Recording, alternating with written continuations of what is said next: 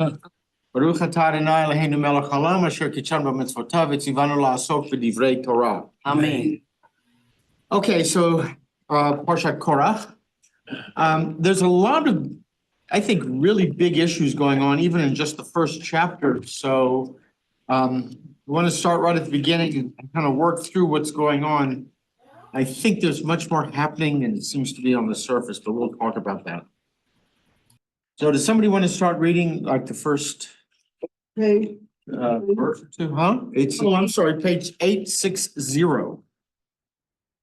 You think that could be able to figure it out? 860. Yeah, you would look in the index and see where it is. You flip through to you eventually. If you can, You start at the beginning. if you can remember the order of the RCO, you can do that. I can't remember the order of RCO. And that was required to get into the seminary, seminary college. Oh, my goodness. I'll read, Peter. Okay, yeah, go ahead. Now Korach and son of Ishar, son of Kohath, son of Levi, betook himself along with Dathan and Abiram, sons of Eliab, and son of Heleth, descendants of Reuben, to rise up against Moses together with 250 Israelites, chieftains of the community, chosen in the assembly, men of repute. They combined against Moses and Aaron and said to them, "You have gone too far, for all the community are holy, all of them, and the Lord is in their midst. Why do you raise yourselves above the Lord's congregation?" Okay, let me start off by suggesting to you that there's not one rebellion here, but there are three rebellions. And think about what's going on here. So we start off with Korach. So he's a Levite, right? Mhm. What's his beef, so to speak? I know they're in the wilderness. What's his quail? Well, in a manner of speaking. Oh, no. Well, Moses and Aaron are from the tribe of Levi, is that right? This is correct. So there's intertribal, All right, so what Korah, I think you're right. What Korah is saying is, look, we're all Levites here. Why does Aaron get to be the high priest? I'm as much a Levite as he is. And all of a sudden you're saying, oh, I want Aaron. Like, what's going on here? Right? So this is, and you put it well, this is a fight within the tribe of Levi. Right? Well, but Maybe it's also about nepotism. About what? nepotism. Yeah, okay. what they're overlooking is, it's not that they're both descendants of Levi. Only Moshe and Aaron are descendants of, what was his name? Amram. Amram, yeah. That was the important part, was the Amram. Right, or you can talk about nepotism. Who does Moshe appoint? Oh, yeah, his brother, right? Yeah, but it was given down from God. Yeah. God told Moses to appoint him. Right. I want to come back to that point, but just for the first rebellion, it's an inter-Levi tribe thing. First of all, who's Moses to arrogate all this to himself? And second, how does he get to choose his brother? Right. Now, Dathan and Amiram, who are they? Say that again. They're Reuben, from the Reuben clan. All right, they're Reuben from tribe. the tribe. They're from the tribe of Reuben. So what? Reuben was the first. Reuben was the firstborn. Reuben should be I don't know how to say this, the senior tribe, right? He should be the double portion tribe. Right. So Korach is saying, with Korach, we've got an inter-Levi fight. And then here come Dathan and Abiram and say, wait a minute, why the Levites at all? Shouldn't it be the Reubenites? We're the oldest tribe, we're the senior tribe, we're the double portion tribe. This inter-Levi thing is one thing, but shouldn't it be us? Right? So I think that's a whole second rebellion. And then what happens? All the chieftains. All the chieftains, 'Cause that's- then 250. it's all 12 tribes. Right. or at least 10 of them. However, Right. And what are they saying?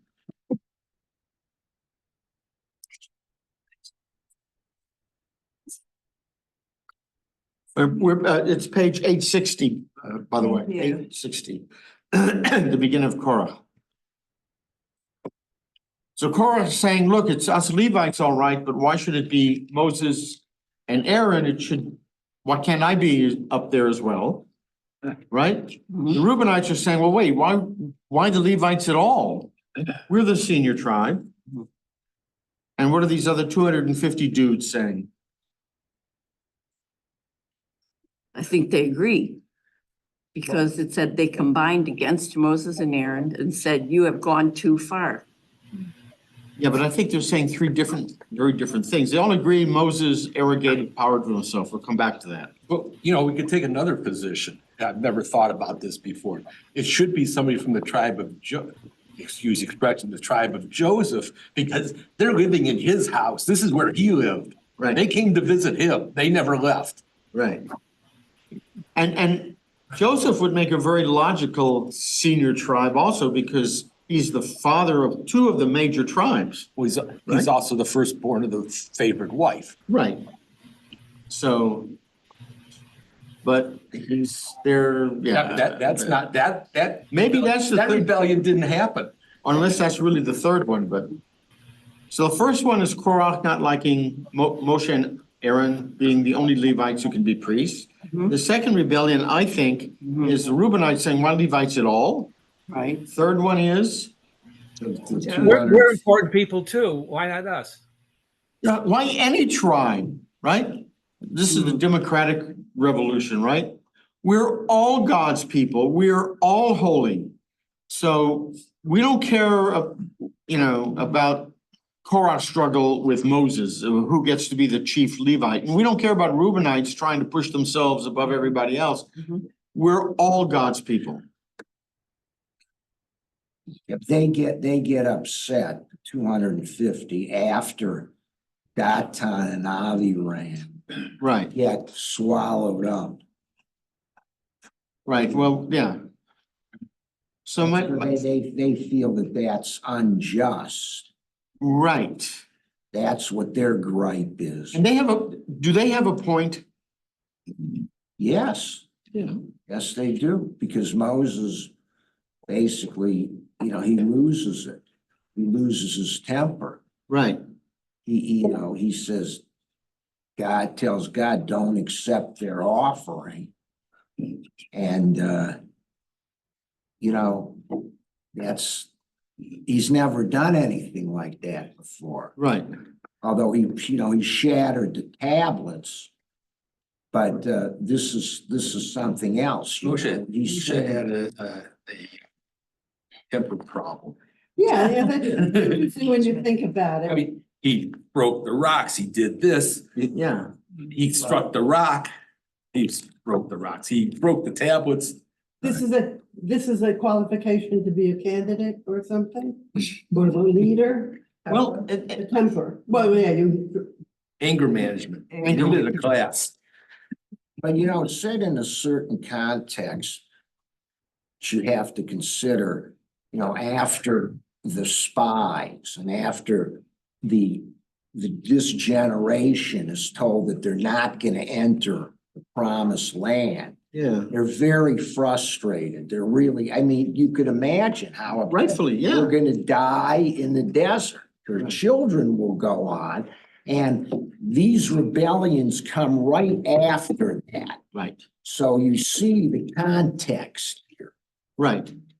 So you can imagine Korah There was a saying, rebellion last week when they went into Canaan to try to capture too. Well, that's true. Another one. But they're not, they're really upset. right, so you can imagine Korah saying, Moshe, you did a great job. You got us out of Egypt, all the miracles, the Dead Sea, the whole thing. Yeah, what have you done for us lately? Exactly.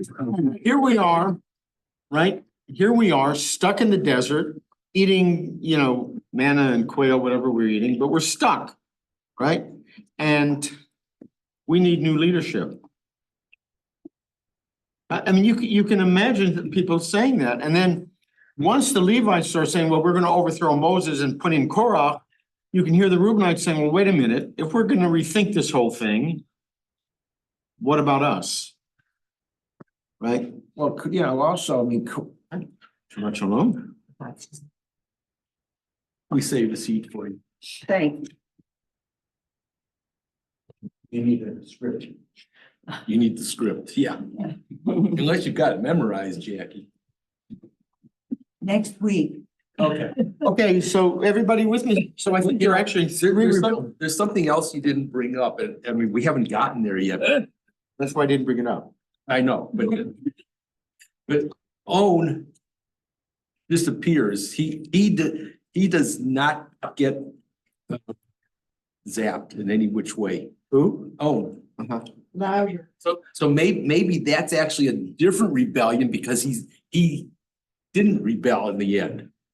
Right, so if you read so along with Datan and Abiram, sons of Eliab, and On the son of Pelet.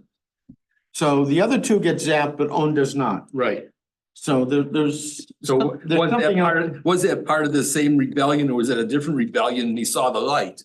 No, and it says according to the notes that the wife, I know what the notes say. That's midrash. That's, It's actually an interesting midrash. that explains it. Yeah. And it makes sense. There's also a midrash that It's not as distorted, or what's the word, you know? It's more logical than some of the other midrashes. Yeah, but according to the note, I mean, the wife has a point also. She's saying, look, if you're gonna start questioning the whole system, then everything collapses. Right? Korach may be right, maybe he's wrong, maybe Moses should step down, maybe he should, boy, this sounds terribly contemporary, doesn't it? Yes, Maybe he Yeah, should step, uh-huh. maybe he should step in, but if you start questioning the whole system, right, you know, he's questioning the hierarchy. I right, mean, he's because, and in a sense, he's right. Because God says we're a kingdom of priests and a holy nation. That's everyone. right, Why should there be a hierarchy? right. because somebody Right. has to be in charge. Right. Right, No but the- government Even the appointed functions. one. but his real motive is that he wants to be the leader.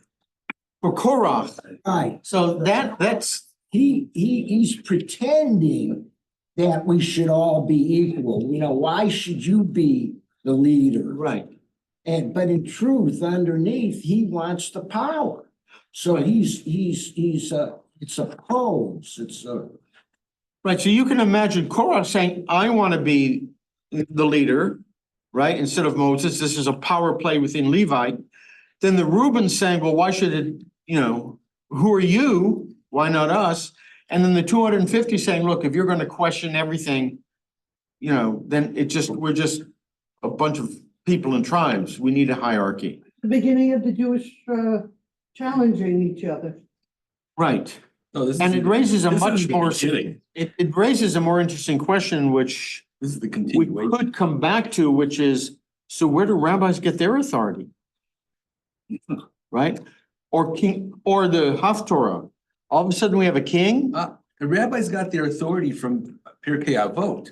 That's why they go through that whole rigmarole at the beginning. Yeah, I know, but I mean, But ultimately, it really is the consent of the governed, isn't it? Yes, it is. We have to voluntarily vote to listen, right, that's true. and we have to be convinced. Right, and we see what happens in judges, the judges.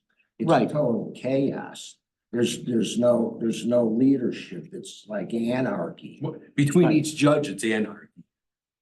and then, I mean, I don't know if we want to get in this discussion now, but with the Haftorah, with the anointment of Saul as king. You want a king? I'll give you a king. But Samuel didn't. But we have a royal line already. We have Moses and Aaron. We have the whole high priesthood. We have a theocracy.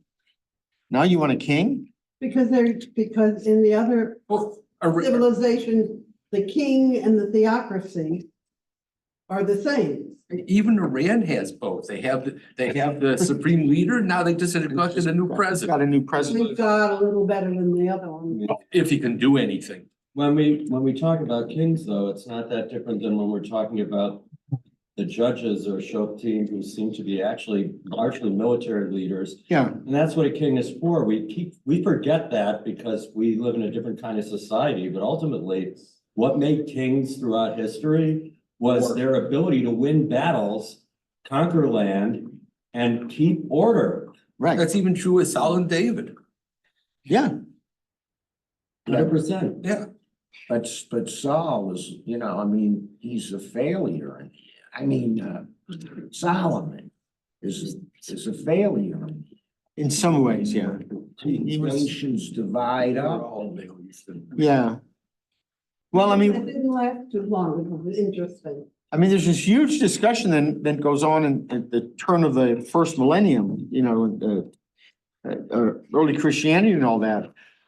Who's the Mashiach? Is it David? Is it the priesthood? Is it the Pharisees, the commoners? Who does lead our community? Well, back at the turn of the century, there were like, what, 5, 6 different groups. Mhm. Everybody believed something different. Two of them successfully moved on. Right. I mean, I think it's a problem, and I think you have the problem in Islam. I mean, this is a huge another discussion. But what I want to point out is I think we've got a number of different Yeah, but rebellions, and they're raising some very fundamental constitutional questions. Constitutional? Well, Well, the Constitution is, the commandments, the Torah. but it says nothing about leadership, God's the except leader. God. God's the leader. And- He didn't want anybody else. So, well, let's go on a little bit, because I think Moses' answer to this also is suggestive. So somebody else want to read starting at 4, page 861? When Moses heard this, he fell on his face. Then he spoke to Korah. That means he bowed down. He didn't just Okay. Then he spoke to Korah and all his company, saying, come morning, the Lord will make known who is his and who is holy, and will grant him access to himself. He will grant access to the one he has chosen. Do this, you, Korah, and all your band, take fire pans, and tomorrow put fire in them and lay incense on them before the Lord. Then the man whom the Lord chooses, he shall be the Holy One. You have gone too far, sons of Levi. You know what I think is I'm sorry. Go ahead. I think what's interesting here is we had the episode of Aaron's 2 sons doing the fire pans and getting zapped because they weren't here. Although it's Moses saying it didn't come from God. So of course they're going to get zapped. Right. Well, I mean, I like Moses' answer. First of all, he says, in a sense, why are you griping at me? I didn't ask for this job, right? God put me here. I didn't want it. I didn't arrogate it to myself. You got a beef, go to God. Yeah, nobody else saw the burning bush. Why didn't you see it? That's what I'm thinking. Yeah, but I think his first answer is, look, it's God who did it. It's not me, right? But there wasn't such a big group initially, so therefore nobody else volunteered. Now they see, hey, this is never who, we've got a congregation here. Uh-huh. Looks like it's something important and I want a piece of it. Complain to the management. Yeah, complaints about the management, Yeah, yeah. if you have a small city, they're never here. What are you gonna fight for? But when the city becomes big, that's when you want to get rid of the leader. Nobody's good enough, and you want a piece of the action. All right. So Moses here says, I think, 2 other things. He says, first of all, it's not me, it's God. You're complaining to the wrong person, to the wrong addressee. Second of all, this is a fairly simple test, we think, and you might be right. Bring your fire pans and let's see if God accepts them, right? He doesn't say at this point, go die, right? No, but he says, we'll have a test. I'll bring my fire pan, you bring yours, we'll see what happens. And then he calls them the sons of Levi. Yeah, I don't know what that means. Is he saying the whole tribe is a mess? Right, you see in verse, verse 4, 7, then the man whom the Lord chooses, he shall be the Holy One. You have gone too far. Korach? No, you have gone too far, sons of Levi. Could it be that he was leading the whole tribe? The whole tribe was saying, yeah, you know, the priesthood should rotate among us, or we should have more power, yeah, So not by way of excuse, but explanation. You know, we're all reading this retrospectively over and over again, so it all falls together very neatly in that respect. But people who might be ambitious and other people who might be dissatisfied because, golly, we're wandering around an awful lot. Okay, so we got the manna. Okay, when we complain, we get the quail, but we're not there. We never seem to get there, right. wherever there is. And from their perspective, that probably really resonates, because the there they really know, the one they remember is Egypt, and the there they're going to, they've never been. Right. So it's easy to imagine, if you think about it that way, how something like this could happen. Right. I think wasn't it last week when they're in the desert and they're griping and they're complaining and they're starting to have these wonderful memories. You know, things were pretty good in Egypt. We had melons and we had watermelons and, Is that, you know, it was pretty good. yeah, Huh? that might be 2 weeks ago. And garlic. Yeah, Yeah. yeah, the fish and the garlic. We had all this wonderful stuff. We're already past that. Oh. Great restaurant. So they're already, fantasizing about how, actually it wasn't so bad in Egypt. And here we are stuck in the middle of nowhere, right?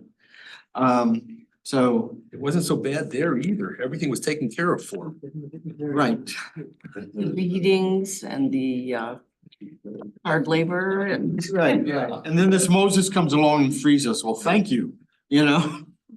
Bring us out here, now what, you know? So- Everything's provided. I don't know what's there to complain about except the weather. It was desert after.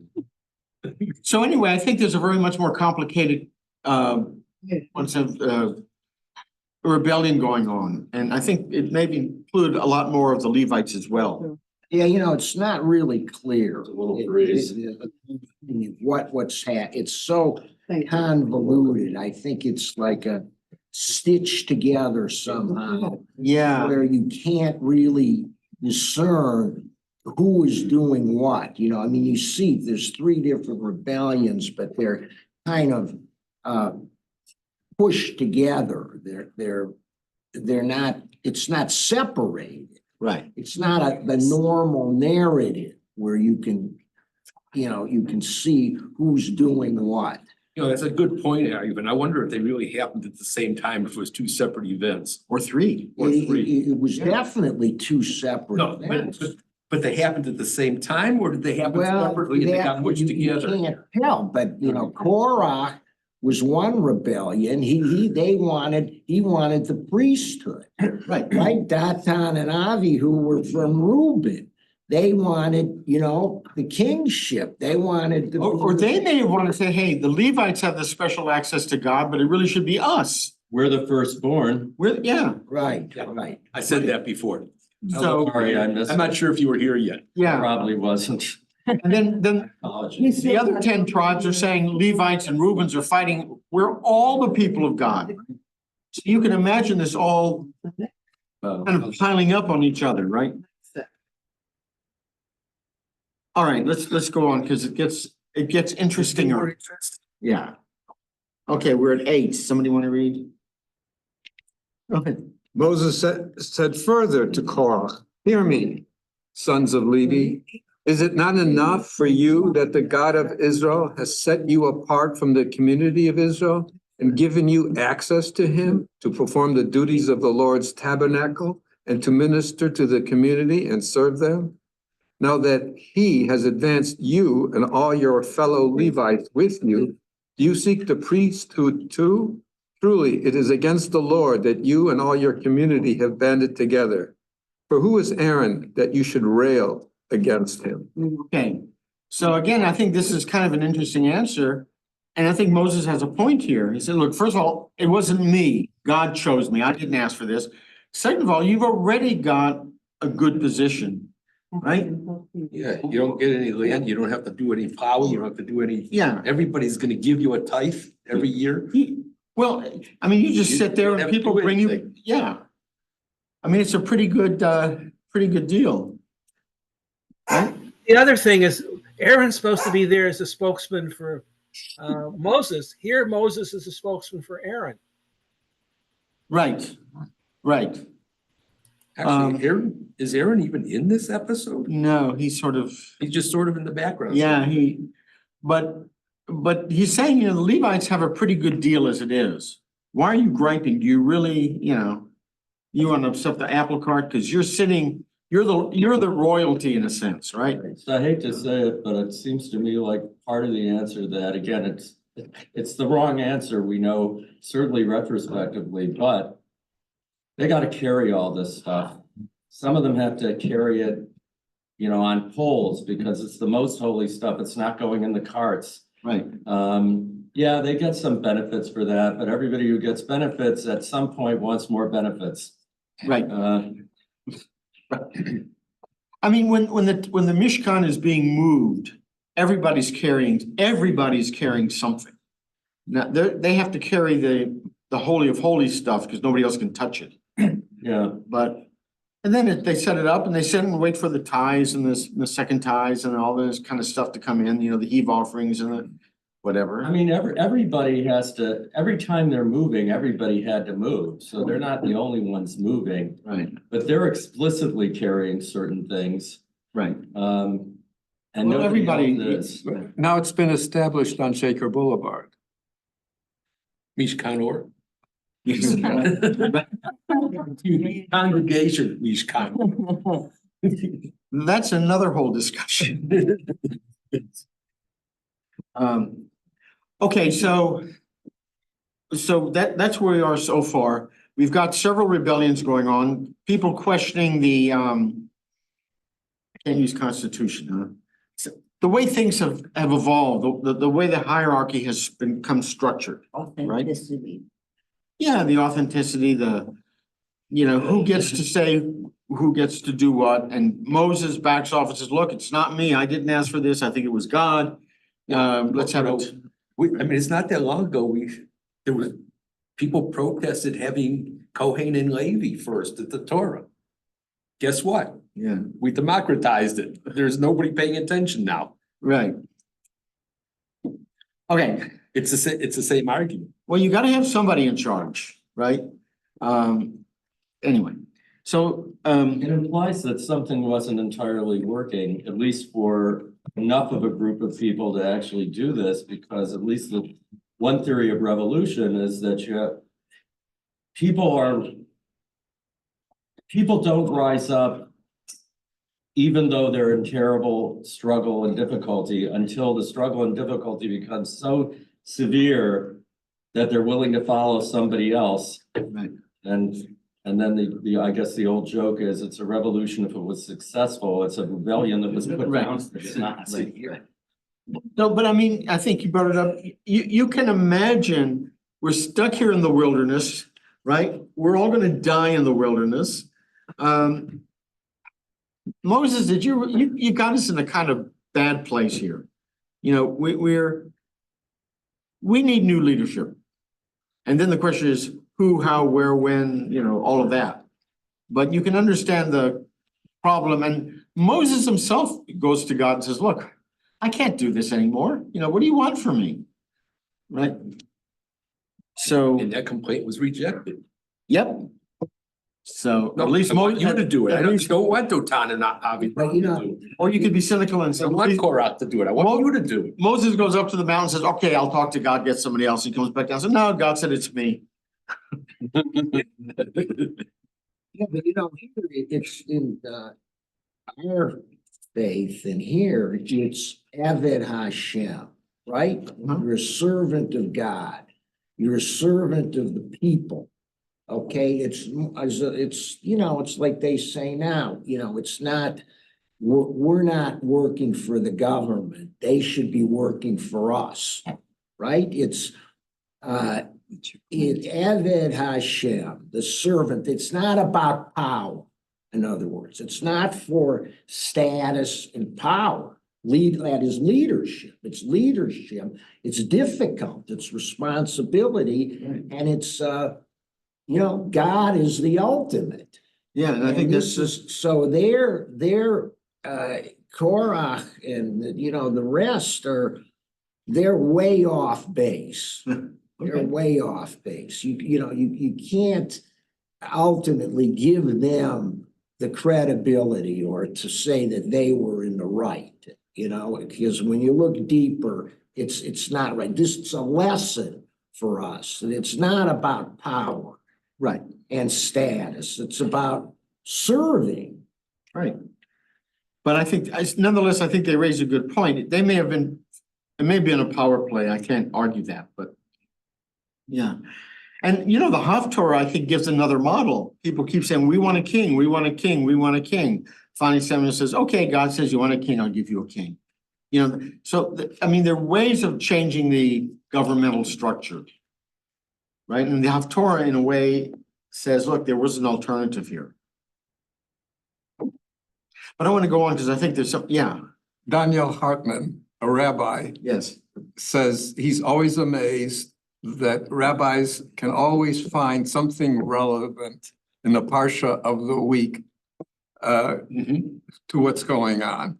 And now the words you're saying, you want to be a king, you need new leadership, you're not, You're too old. It's too old. It's reflective of what we're facing today. Yeah, I know. All right, let's go on. You're either too old or you're a man of ill repute. Yes, right. All right, let's go to verse 12. Okay. Somebody want to read starting with 12, page 86 something, 2. 862. I'll go ahead. Moses sent for Dathan and Abiram, sons of Eliab, but they said, we will not come. Is it not enough that you brought us from a land of milk and honey to have us die in the wilderness, that you would also lord it over us? Even if you had brought us to a land flowing with milk and honey and given us possessions of fields and vineyards, should you gouge out these men's eyes? We will not come. Moses was much aggrieved, and he said to the Lord, pay no regard to their oblation. I have not taken the ass of any of them, nor have I wronged any one of them. All right, so this is again a kind of an interesting thing when he calls these two guys from Reuben, right? And says, come on, let's talk this out. And they say, no, we're not even going to talk to you anymore. Right? And Egypt was a land of milk and honey. Yes. Yeah. So I think they're, what I want to say, fantasizing about how good things actually were in Egypt. They're romanticizing Egypt. But maybe all they want is for Moses to go to them. That could be. I'm That's a gonna good say point. that, and I just got back from a destination wedding outside of Zion National Park in Utah, so Okay. I'm sure that what I'm about to say is colored by that. But let's say, and I'm not talking about the Mormons here, I'm talking about us. Let's say you're wandering around in a rocky place with very little vegetation, even if you're getting the manna, and you're wandering, and it seems like it's forever, and all around you, that's all you could see. You could say, like some people said of that canyon, wow, this is amazing, it's so beautiful. They didn't then say Baruch Hashem, but they said their equivalent of it. Or you could say, this is hot, this is dry, this is dusty. All I get to do is whenever the cloud wants to move, then I get to pack up all my stuff in this crummy cart and drag it wherever we're going next. And when we get there, it's hot, it's dry, Still hot. it's dusty. It doesn't look any different than where we just came from, and we're still not there. And it's supposed to be a land of milk and honey we're going to. So no, where's the milk? Where's the honey? Right, right. You can totally understand what they're saying. Yeah. And maybe these two guys, Dathan and Abiram, are saying to Moses, enough with you already, you know? And a little bit of humility on my part, so to speak. I can sit here and say, oh yeah, we know they were wrong. Retrospectively, we absolutely know that they were wrong. I don't know if I were wandering through rocks and dust and heat, whether I wouldn't have been in big trouble. Right, right. So. Other thoughts? You all with us? We don't know how soon after the Shlach this is, but they had reports of how good the land was, Right. and they failed to go there. Well, they're now sentenced to another 38 years of wandering. Right, and so it's their own faults.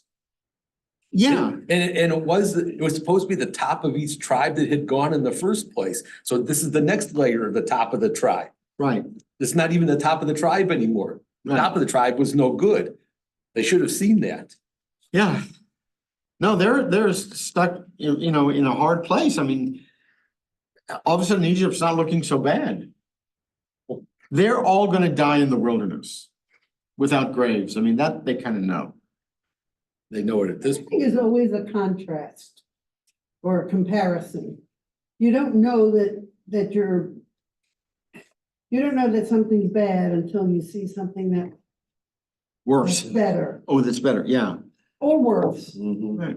or worse, but you don't have any idea The house, 'cause you don't have of what it should be. That's, And I don't think that the Jews in Egypt had an idea of what was going on in the rest of Egypt. Because they were in Goshen, Right, they were isolated, and before that, they were slaves, so I mean, and they'd been there 400 years or whatever. I mean, what did they know? Right. Right. And I don't know how far away they are from Egypt at this point. Maybe the trip back would have been equally disheartening.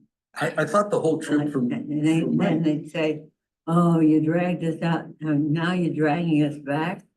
So My that's recollection not is that the whole Right. trip from Egypt to Canaan was either 3 days or 10 days. It's not that long if you just, Yeah, if you went direct, it was, Right. yeah, it wasn't that far.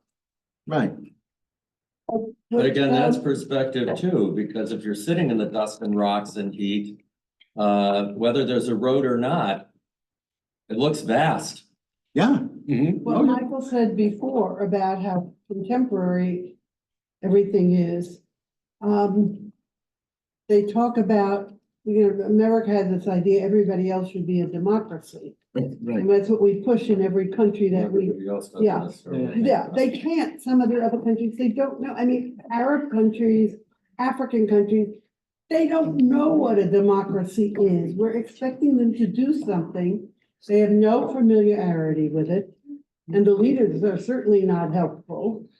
But and this is what's happening here, that Moses is pushing something. Right. Right. You were gonna say something.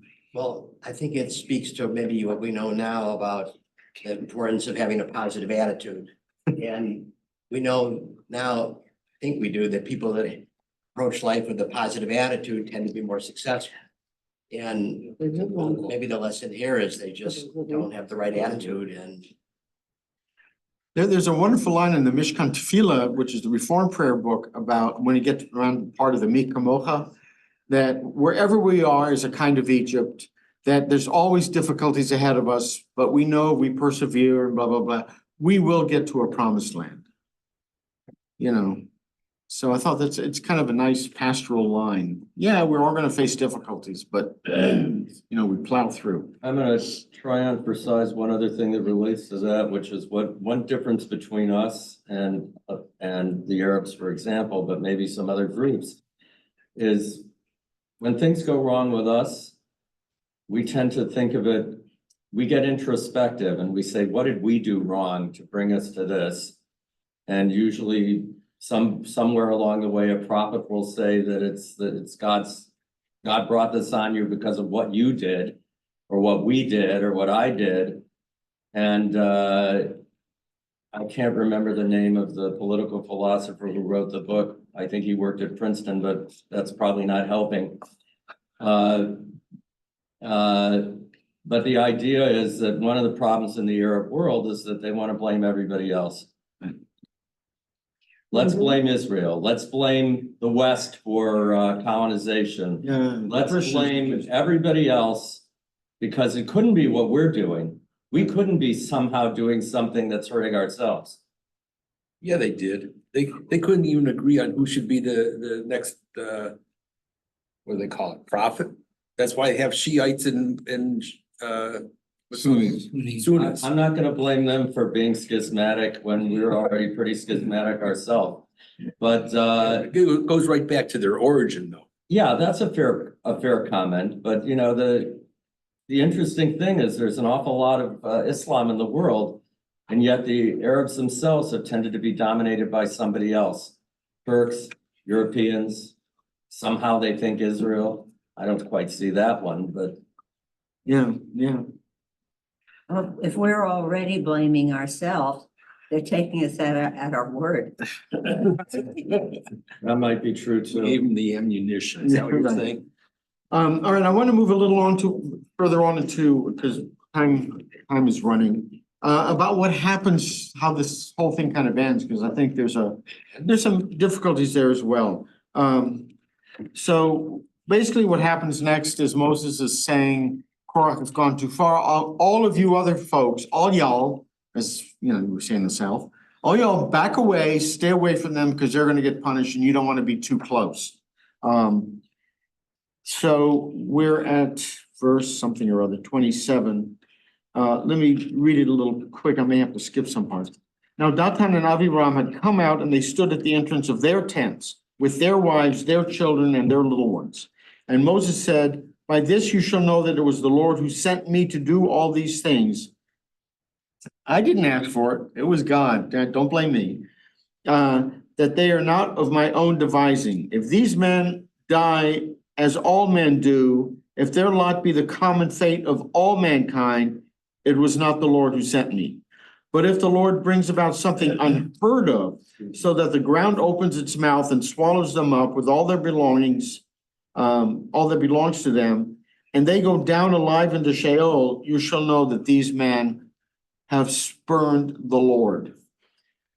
Now, a couple of things. First of all, why their sons?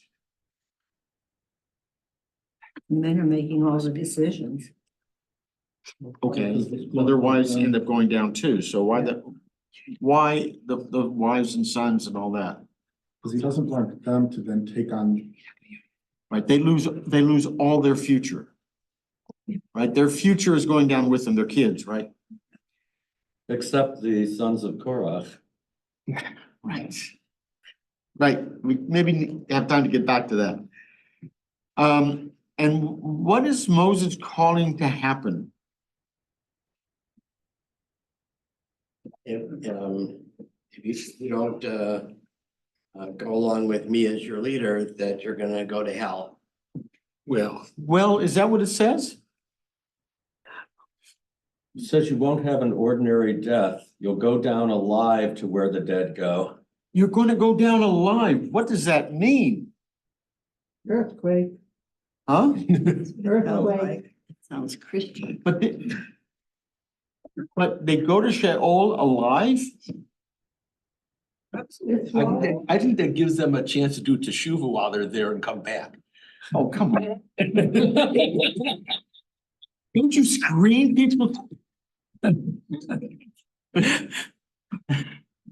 doesn't it smack of Christian theology? Going down alive into Sheol? Burning and It doesn't say burning. It doesn't say die. They're going, what is Sheol, by the way? we don't know. All right, we don't know. You're helpful. So they're going down somewhere, but they're not dying. But wait, but you have things today where you just get swallowed up. You have the, what is it with the, Sinkholes. The sinkholes or something like that. Yeah, you're just, I think you have no warning And and boom, yeah. dead. the important part here was What would that wasn't mean to natural. go down where the dead go alive?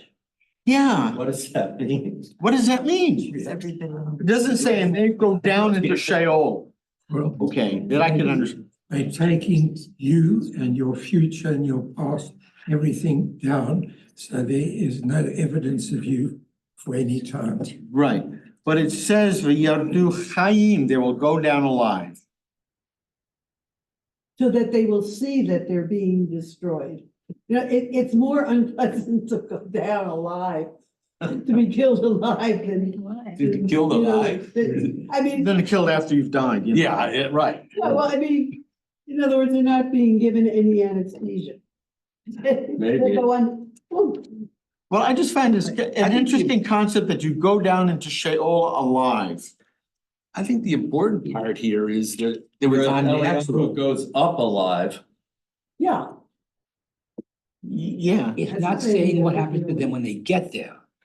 true. If you swallow it up, you know it's happening. Because if you die, you don't know that you're being punished. Big deal. But if you're going down while you're still alive, you understand that this is retribution from God, that it's something really happening. You're going, So you're alive and you're going down and you're thinking, I'll translate, oh crap. well, yeah, exactly. Right, you know You you're- get oh, this, crap. okay. Isn't that So the maybe when you land, you die or something else, but at least you know in your mind until you get to wherever you're supposed to be, whatever happens, that you've done something wrong. The problem is, if, say they do tshuva, what good does it do? I don't know. Not gonna go back up. Yeah, Who knows? Something unnatural could happen. hold on, yeah? And that's the point. If the idea is that they're supposed to be swallowed up in their children and everything, they're supposed to disappear. Right, It wasn't successful because here we are thousands of years later. talking about this. Yeah, so they're That's right. a failed experiment. Yeah. So anyway, the ground opens its mouth and swallows them up with all their belongings, all that belongs to them, and they go down alive into Sheol. You shall know that these men have spurned the Lord. So that So- they become an example of what not to do, Yes, right. right, I know. by others around them. We're supposed to draw the lesson, right? I think one of the things that's striking about it too is that, you know, maybe God says to Moshe in advance, it doesn't seem to say so, this is what's gonna happen. But it almost sounds like Moshe is saying to God, boy, here they are again. This is what I want you to do to demonstrate that I'm your guy. Right. Well, And there's then a, again- there's a philosophical problem. Yeah, of course. And it Of maybe, course. well, maybe it's what they're debating. If you're being punished for something you did, then what good is, how do you know you're being punished if you have no memory of the previous life? Unless you Okay. go down alive with a memory of what you did, you have no concept that you're being punished. And that the rabbis wrestled with that, with the problem of what happens to the Jewish people who stay alive, and they tell us we're being punished, but we don't die and then being punished. Right. So what you would say, I think, is going down alive means you're going down, your soul is going down, your soul is not dying, your memory, your thoughts, those are intact, so you know what you did. And your body whatever happens. But your soul hasn't, that's what stays alive. Does that work? Something like that, yeah. I wasn't there. I haven't died yet. I don't know, but Okay. But I mean, I'm just struck by Moses saying that he wants them to go down alive into Sheol. It's just an interesting concept. Okay, so you shall know that these men have spurned the Lord. Scarcely had he finished speaking all these words when the ground under them burst asunder, And the earth opened its mouth and swallowed them up with their households, all Korach's people and all their possessions. They went down alive into Sheol, in case you missed it the first time. They went down alive into Sheol with all that belonged to them. The earth closed over them and they vanished from the midst of the congregation. Yeah, and they popped up somewhere else. And all Israel around them fled at their shrieks, for they said, the earth might swallow us. And the fire went forth from the Lord and consumed the 250 men offering the incense.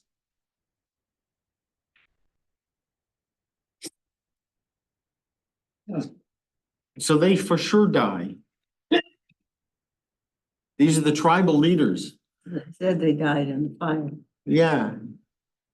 So the tribal leaders die in the fire. Korach, I think maybe Korach, because he's not a tribal leader, he's already the Levites, he's a sort of step up, has a worse punishment. The tribal leaders have a less punishment. Does that work? It also seems like if you're offering fire and you're being consumed by fire, it's not that different than Aaron's two sons, that apparently that wasn't a good enough example. So now we got a whole bunch more Levites. Right. So this, you're right. I think in a way, this does parallel what happened to Nadav and Avihu, right? The sons of Aaron. Bring false fire and they get, what, zapped? Burnt. It's interesting, this paragraph starts off with Dathan and Abiram, and they get swallowed up. But then also, at the end here, Korach is, it didn't start out with say that. That's conflated, doesn't it? Yeah. That's what I think it's two stories that got mixed together. Yeah. It feels that way in some ways. It really does feel that way, or two, or like I say, three stories that have Or gotten three mixed stories that together. got all mixed together. We know there were rebellions, yeah. So Who was doing the reporting? yes, right, some cub reporter who got it all. He Got all couldn't read his confused. own notes. Also,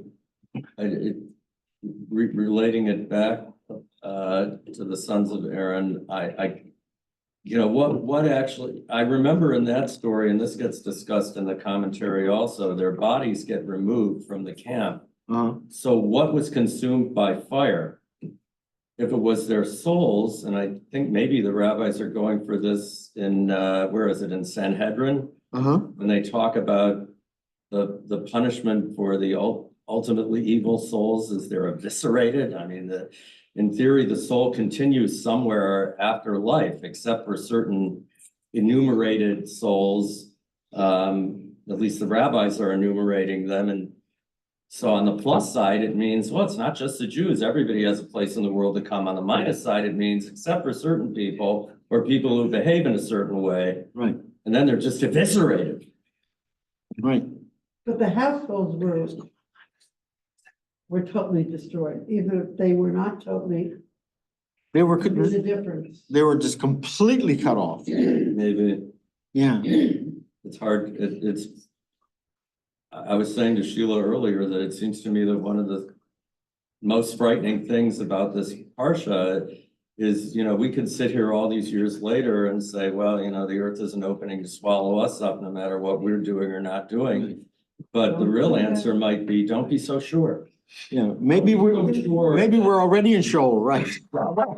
As my grandmother used to like to say, Yeah. if you've got nothing to worry about, you've got something to worry about, which is not to say that we should just sit here and worry, Right. but there's always this tension between the incentive to do the right thing is doing the right thing, or the incentive to doing the right thing is if you do the wrong thing, look what happened in the Korah, Dathan and Abiram, etc., rebellion. I left somebody out, I guess. Yeah. But, On. Oh, yeah. Because he was left out. Apparently, yes. So, and the sons of Korah. So it's not to say there couldn't be repentance. But, you know, at some point it appears that repentance, you do something bad enough, long enough, it's too late. Repentance not going to get you there, yeah. So I want to end with just one other thought, which starts the next chapter. So all of this has happened, the earth has opened up and they go in screaming and everybody's kind of freaked out, right? Then the Lord spoke to Moses saying, order Eleazar, son of Aaron the priest, to remove the fire pans. These are the 250 tribal leaders, for they have become sacred from among the charred. So remove them from among the charred remains and scatter the coals abroad. Remove the fire pans of those who have sinned at the cost of their lives, and let them be made into hammered sheets as plating for the altar. For once they have been used for offering to the Lord, they have become sacred, and let them serve as a warning to the people.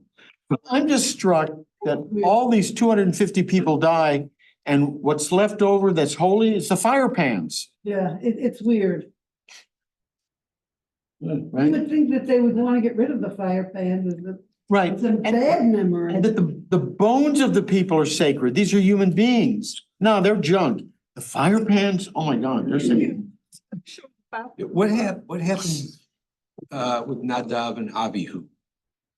What, did their fire pans, had something happen with their fire pans also? I don't know. I don't remember. I don't remember that either. I don't remember. But I'm curious if they Dragged didn't use outside. those for something also. But I think that's just an interesting ending to this whole story, that at the end, the implements are more important than the people, are more sacred than the people. The fire pans are kind of like the tzitzit on the talus. It's a reminder. That too, but it also says they're sacred, so you can't just throw them out. Well, you can't throw out tzitzit either. Right. Anyway, I think we've got a very complicated story in this one little chapter. And it raises some fundamental questions about the community and its structure and Moses and why things are the way they are. And what does it mean to go down alive to Sheol anyway? So. Anyway, it's about 10 o'clock, so. Thank you. Shalom. About shalom. It's about.